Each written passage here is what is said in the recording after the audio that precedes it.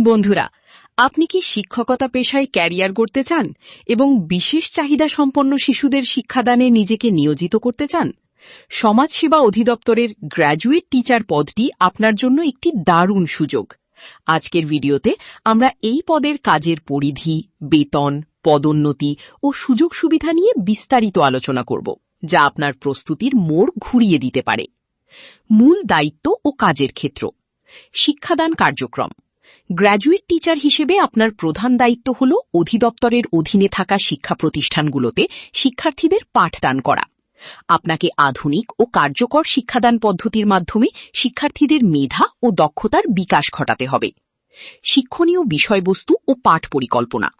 নিয়মিত ক্লাসের পাশাপাশি পাঠ্যক্রম অনুযায়ী পাঠ পরিকল্পনা প্রস্তুত করা, শিক্ষার্থীদের শিখন অগ্রগতি পর্যবেক্ষণ করা এবং পরীক্ষার প্রস্তুতিতে সহায়তা করা আপনার কাজের অবিচ্ছেদ্য অংশ।